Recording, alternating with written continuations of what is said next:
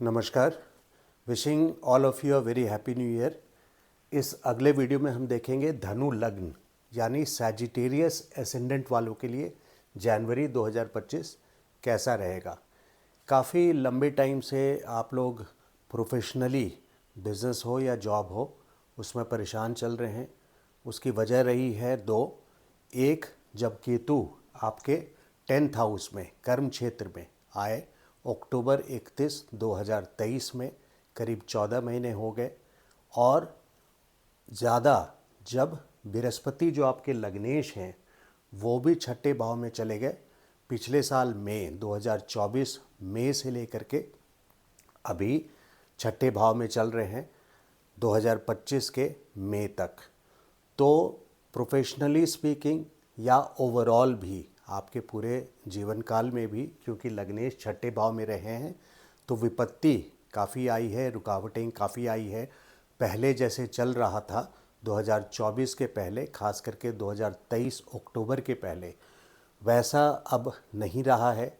लेकिन इस महीने क्योंकि आपके दो केंद्र के स्वामी लग्न में आए हैं, बुध सप्तम स्थान के स्वामी और कर्म क्षेत्र के स्वामी, बुध आपके लग्न में आए हैं और सूर्य के साथ युति है, जिसके वजह से आपको मान सम्मान प्रतिष्ठा मिलेगा। खास करके 13 जनवरी तक, बल्कि पूरे 4 जनवरी से 24 जनवरी तक।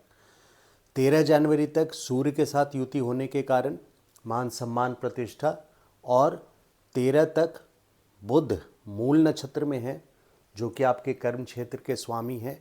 और दशम से दशम देखें, 10th से 10th, तो भावत भावम के हिसाब से तो जो पब्लिक इमेज है आपका वो 7वें घर के स्वामी भी हैं। पब्लिक इमेज ये आप हैं, ये आपकी पूरी दुनिया है। तो कर्म क्षेत्र के भी स्वामी हैं और आपको समाज कैसे देखता है उसके भी स्वामी हैं। तो लग्न में गए हैं दो केंद्र के स्वामी, लग्न केंद्र और त्रिकोण दोनों होता है, जिसके वजह से 13 जनवरी तक बुध लग्न में है। लेकिन क्योंकि ये मूल नक्षत्र में है, मूल नक्षत्र केतु से रूल होता है, ये सॉरोज फेलियर्स गवर्न करता है, यानी इसमें परेशानी आती है।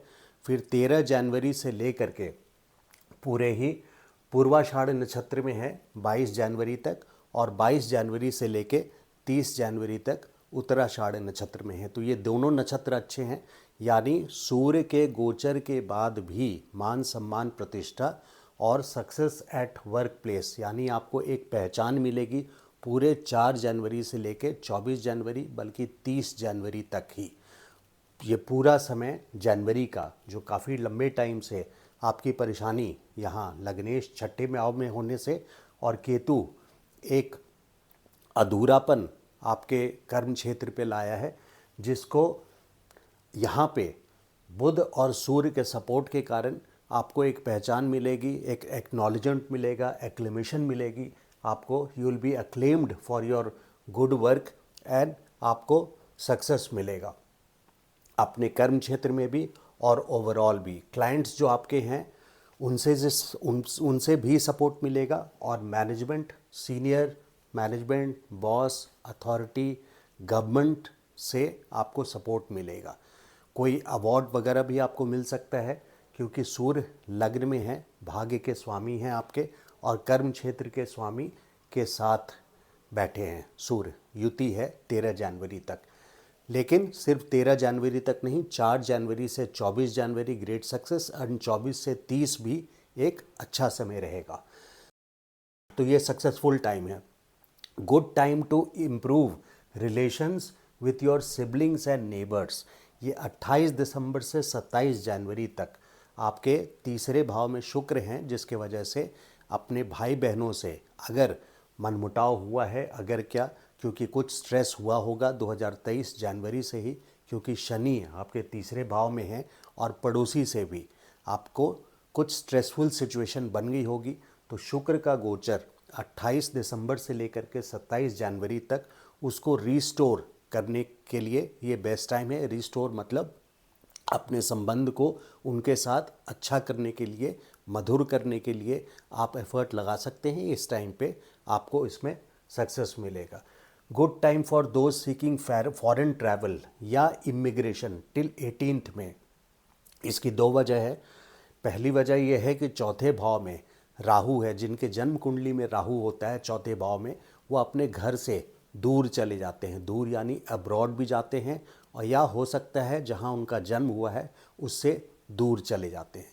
तो राहु का गोचर 4th हाउस में यहाँ फॉरेन कंट्रीज़ ले जाने के लिए, जिनको इमिग्रेशन के लिए एफर्ट लगा रहे हैं या फॉरेन ट्रैवल करना चाहते हैं, उनके लिए पॉजिटिव है। अगर आपकी दशा महादशा अनुकूल है तो ये बेस्ट टाइम है। और बृहस्पति भी जो आपके लग्नेश हैं छठे भाव से 12वें स्थान को देख रहे हैं, तो फॉरेन अब्रॉड के लिए हम लोग 12th हाउस को देखते हैं, तो अब्रॉड ले जाने के लिए आपको आपके लग्नेश सपोर्ट करते रहेंगे। लेकिन वहीं पे फिनेंशियल पोर्टफोलियो में कोई भी बड़ा डिसीजन लेने के पहले आप 4 बार कैलकुलेट कीजिएगा, क्योंकि आपके लग्नेश बृहस्पति फाइनेंस मिनिस्टर हैं। फाइनेंस का सारा पोर्टफोलियो यानी रुपये पैसे का अगर ग्रहों में किसी के पास पावर दिया गया है, मंत्रालय दिया गया है, तो वह बृहस्पति हैं। बृहस्पति छठे में, छठा घर कर्ज का होता है, रोग रिपुण दुश्मन गुप्त शत्रु है ना, बीमारियों का होता है। तो विपत्ति स्थान में आए हुए हैं। यहाँ लिटिगेशन में भी ले जा सकते हैं, आपको कोर्ट केसेस में ले जा सकते हैं। इसलिए कोर्ट केसेस के अलावा जो फाइनेंशियल डिसीजन की बात कर रहा था पोर्टफोलियो में, वो फाइनेंशियल डिसीजंस कोई बड़ा डिसीजन फाइनेंशियल पोर्टफोलियो में आप ना लें या बहुत बड़ा लोन ना लें। हाँ, यहाँ पे क्योंकि पंचम दृष्टि छठे स्थान से 1 2 3 4 5 आपके कर्म क्षेत्र पे बृहस्पति की पंचम दृष्टि पड़ रही है, तो बिजनेस करने के लिए अगर कैलकुलेटेड लोन आप लेना चाहते हैं, इवैल्यूएटेड लोन यानी वाइजली एक अच्छे कैलकुलेशन के हिसाब से इवैल्यूएट करके आप अगर अपना बिजनेस स्टार्ट करना चाहते हैं, तो उसके लिए 14 मई 2025 तक का टाइम समय बेस्ट है। जब भी लग्न कुंडली में दूसरे स्थान पे, चौथे स्थान पे या छठे स्थान पे बृहस्पति रहते हैं, तो इनकी दृष्टि यहाँ 9वें स्थान पे रहती है, 7वें स्थान पे रहती है चौथे भाव से, और यहाँ से छठे भाव से 5वें दृष्टि से कर्म क्षेत्र को देख रहे होते हैं। तो लोन लेकर के भी छठे में जब रहते हैं, तो लोग लोन लेकर के भी अपना बिजनेस स्टार्ट करते हैं। तो लोन लेकर के आप बिजनेस स्टार्ट कर सकते हैं, लेकिन स्टिल विल बी केयरफुल, सावधानी से आगे कदम बढ़ाइए। आगे मई 14 2025 के बाद बृहस्पति आपके सप्तम में रहेंगे और आपके बिजनेस को सपोर्ट करेंगे। बिजनेस के अलावा आपके पूरे लाइफ को एक पिलर की तरह सपोर्ट करेंगे। Good time to start new business. तो जुपिटर का मैंने बताया, अगर आपकी महादशा और अंतर्दशा बिजनेस को सपोर्ट कर रही है, ऐसा नहीं है कि जन्म कुंडली में 2nd 4th एंड 6th में हो और महादशा या अंतर्दशा आपकी जो है वो फेवरेबल नहीं है, जैसे केतु की दशा अगर चल रही है, तो बिज़नेस स्टार्ट नहीं करना चाहिए। अगर महादशा या अंतर्दशा, खास करके महादशा उसको सपोर्ट करती है, तभी आप बिज़नेस में हाथ डालें तो सक्सेसफुल होंगे। Careful in share market. देखिए, पंचम भाव के स्वामी मंगल इस वक्त आपके 8वें घर में हैं। 21 जनवरी तक खास करके 21 जनवरी तक आपको केयरफुल रहना चाहिए, जब तक अष्टम स्थान पे मंगल हैं। और अगर लॉन्ग टर्म में ही इस साल मई 2025 में 18 मई तक आपके यहाँ पे बृहस्पति 14 मई तक बृहस्पति आपके रहेंगे छठे भाव में। तो फाइनेंस से रिलेटेड यानी शेयर मार्केट से भी रिलेटेड आपको केयरफुल रहना है, क्योंकि 1 जनवरी में, बेशक 21 जनवरी के बाद आपके मंगल चले जाएंगे सप्तम भाव में, लेकिन जो भी प्लानिंग करें शेयर मार्केट में वो लॉन्ग टर्म करें, जिसका रिवॉर्ड आपको 14 मई 2025 के बाद जाकर के मिले। शॉर्ट टर्म ट्रेडिंग के लिए बिल्कुल फेवरेबल नहीं है।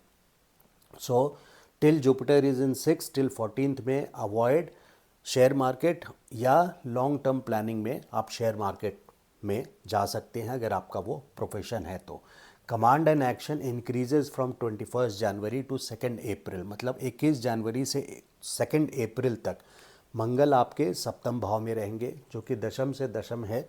तो मंगल का यहाँ पे आपके लग्न को देखेंगे और मंगल एक सेनापति हैं, फोर्स एंड एक्शन के प्लैनेट हैं, तो दशम से दशम में मंगल आने से आपके सोशल इमेज में, आपके प्रोफेशन में, बिजनेस में एक कमांडिंग पोजीशन पे लाएंगे और कंट्रोल में लाएंगे आपके प्रोफेशन को। लेकिन 21 जनवरी तक जिनको क्रोनिक डिजीज़ है, यानी गठिया जैसी कोई बीमारी है या पाइल्स है या कोई भी क्रोनिक डिजीज़ है, तो मंगल उसको फ्लेयर अप करेंगे, यानी उसको और बढ़ाएंगे। मंगल सल्फर हैं, ये बात ध्यान रखिए, कैटलिस्ट हैं, यानी उसको और फोर्स देते हैं। तो इस फोर्स देने के कारण आप फ्लेयर अप डिजीजेस, ये रोग स्थान है, क्रोनिक रोग बीमारी स्थान ये भी है, लंबी बीमारी का स्थान 8वां घर है। तो मंगल जब तक 21 जनवरी तक हैं तो खास करके अपने हेल्थ पर ध्यान रखें। डोंट अवॉइड डॉक्टर्स कंसल्टेशन, किसी तरह से अवॉइड ना करें डॉक्टर कंसल्टेशन। हेल्थ इंश्योरेंस अपना लेकर के रखें and you have to take care of your health. तो ये था आपका जनवरी का धनु लग्न वालों के लिए एनालिसिस। अगर मेरा ये वीडियो अच्छा लगा हो तो please subscribe to my channel and like button ज़रूर प्रेस कीजिएगा। Thank you so much. नमस्कार।